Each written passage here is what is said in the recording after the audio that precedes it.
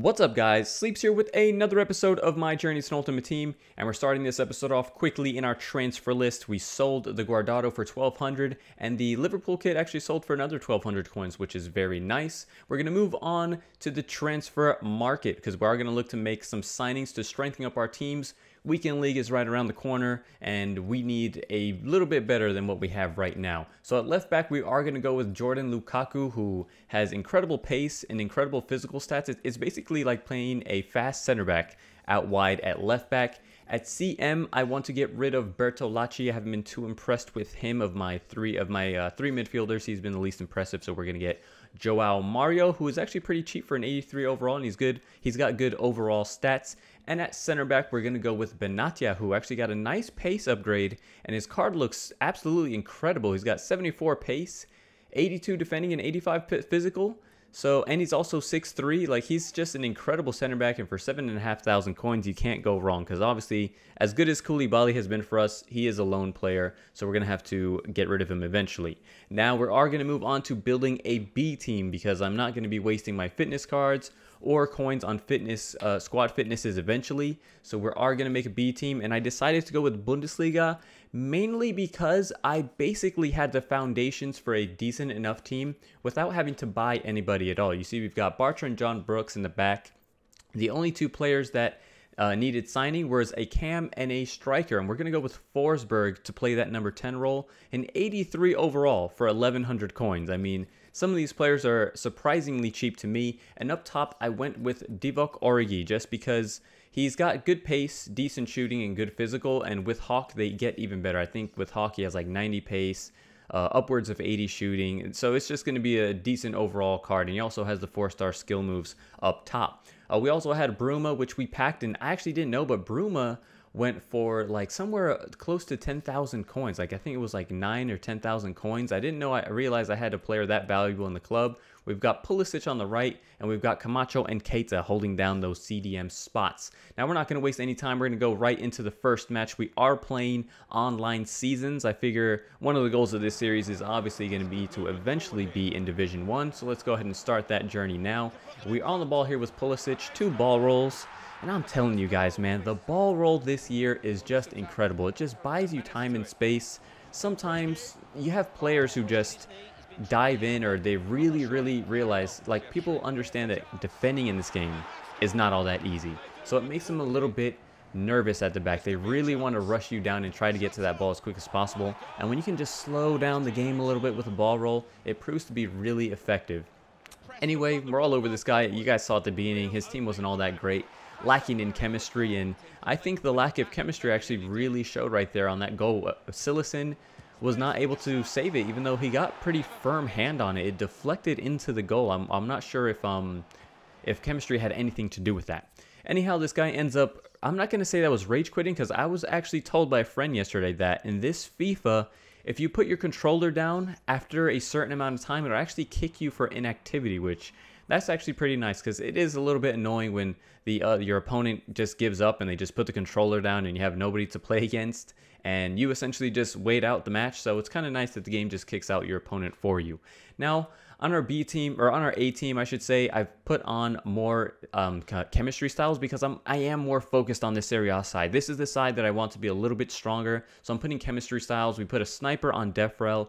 We put Engine on our cam, Bursa. We actually did end up using him, which we got in a pack in the last episode.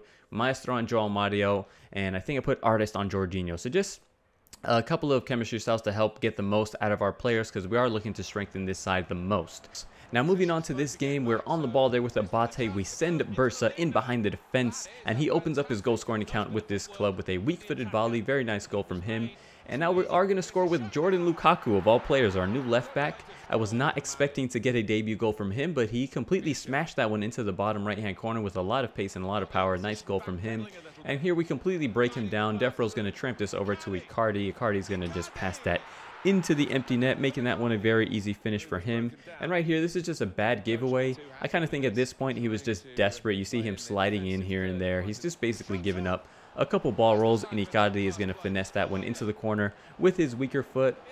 We're on to almost the 70th minute here. We're clean in behind with Defrel. Again, this guy's just kind of sliding recklessly. We do the ball roll because it just gives us time and space, slows down the game a bit, and we finished that one very easily. Icardi right there with some incredible control. Honestly, I've watched that clip several times now. I have no idea how he managed to bring that onto his right foot so cleanly, right past the defender. So that was a very good cut in from Icardi, and no skill moves at all. That was just pure good dribbling from Icardi. So he made it 6-0.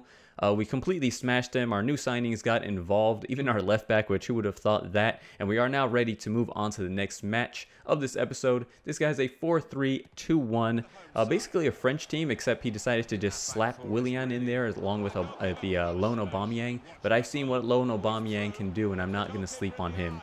Divock Origi is played in. That's an easy finish. That's just an ABC elementary goal there for FIFA. And now we're going to pass this off to Origi again. A good turn. He probably shouldn't have pressured the inside. We go on the outside and then bring it back inside to score, giving us a 2-0. And then Keita, of all people, scoring long shots like that. I'm not sure what his long shot stat is, but I don't think it's all too great. So we're up 3-0. This guy does manage to pull one back. Aubameyang, like I said, don't sleep on Aubameyang. The striker's good. He wasn't even on full chem, and he managed to finish from a very tight angle on his weaker foot somehow. We do, however, restore the 3-goal lead, making it 4-1. You guys see it's the 30th minute. We're completely destroying this guy. And again, the ball roll. I can't stress enough. I'm actually considering making a video on how good the ball roll is and when to use it, because you guys have been noticing I do use it quite a bit, and I really do think it's very effective. We're going to make it 6-1 there. Forsberg with an embarrassing attempt at a volley. It fell to Origi at the far post, and Origi's just going to tap that one in. And at that point, it's the 44th minute. I've scored 6, and at that point, I was pretty happy he gave up. I wasn't really going to try to score any more goals after that. I was maybe going to go for some more flashy things.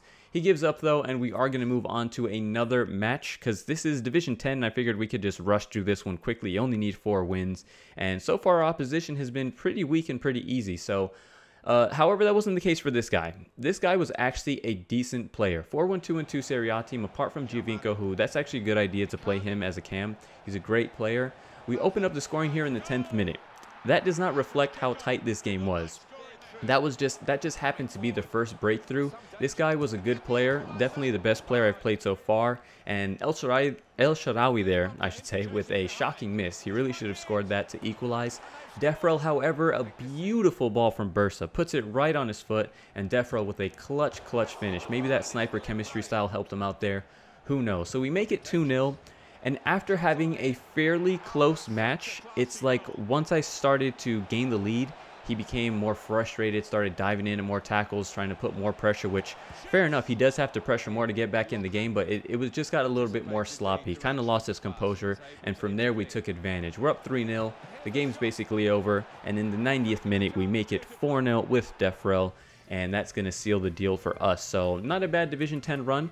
We went undefeated and only conceded 1 goal, so a strong start from both of these teams. We really are trying to feel out to see if this team is weekend league ready. I'm sure I'm gonna come up against much more difficult opponents than what I've been coming up in Division 10, but the early signs are positive, and we'll see how the team goes. I really don't want to invest too much in my team for the first weekend league. I kind of want to play the weekend league, try to place well enough to get some good packs, get some coins, and then do some trading from there. So that's what we're looking to do. After that, I decided to clean up some of the objectives. I had some daily objectives that I did. We got the French brace with Defrel in that last game, and you actually get decent rewards for some of these easy things that you wouldn't obviously in other FIFAs get rewarded for. We got 800 coins just for scoring 2 goals from Defrel. We got 1,000 coins here and there. So I would say these objectives are actually a nice way to get a few extra coins there. Obviously 1,000 isn't all that much, but over the course of FIFA from now to the end, if you're constantly doing some of these objectives, it can definitely add up. So we're going to finish the last of the starter objectives. You guys know that I really don't like playing single player, so I put it on beginner. One of the last ones was to challenge the team of the week.